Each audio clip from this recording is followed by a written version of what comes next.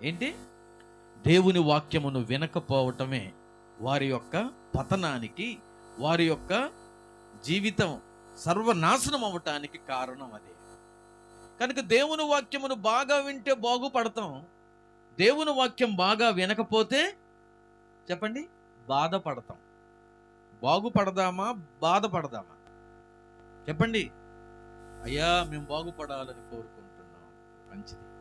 దేవుని వాక్యమును వినుట వలన కలిగే ప్రయోజనాలు ఏమిటో నేను టకటక 2 మాటలు చెప్పేసి వాక్యంలోకి నేను వెళ్తాను.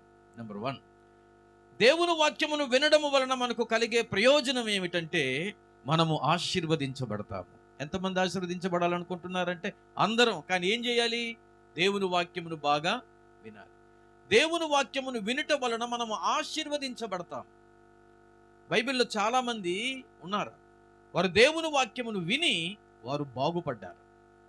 రెండవదిగా, దేవుని వాక్యము బాగా వినడం వలన, దేవుని వాక్యమును బాగా మనము వినడం వలన, శ్రద్ధగా వినడం వలన ఇంకా ఏం జరుగుతుందంటే ఆశీర్వదించబడ్డమే కాదు, రెండవదిగా ఆశ్చర్యమైనటువంటి కార్యాలు కూడా మన జీవితంలో చూస్తాం. ఒకటి ఏంటి? దేవుని వాక్యం బాగా వినడం వలన ఆశీర్వదించబడతాం, నో డౌట్ ఎట్ ఆల్. రెండవదిగా, దేవుని వాక్యం బాగా వినడం వలన ఏం జరుగుతుంది? ఆశ్చర్యమైనటువంటి కార్యాలు జరుగుతాయి. ఎందుకంటే మన దేవుని పేరే ఆశ్చర్యకరుడు. ఒక పాట ఉంది, ఆశ్చర్య కార్యములు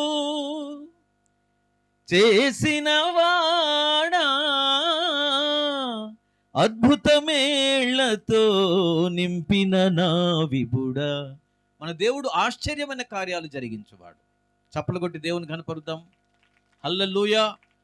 మన జీవితంలో ఆశ్చర్యమైనటువంటి కార్యాలు జరిగి తీరాలి అంటే ఏం చేయాలి? కొండలు ఎత్తాలనా? గుట్టలు ఎక్కాలనా? లేకపోతే ఇంకేమైనా బరువులు మొయ్యాలా? ఏమి చేయమంటున్నాడు? మాట్లాడండి.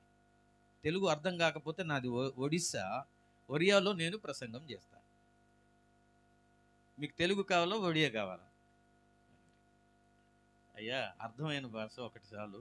అర్థం కాని భాషలు ఎంత చెప్పినా ఏం లాభం ఉందని మీకు తెలుసు. అందుకని మీకు అర్థమయ్యే భాషలు చెబుతున్నాను.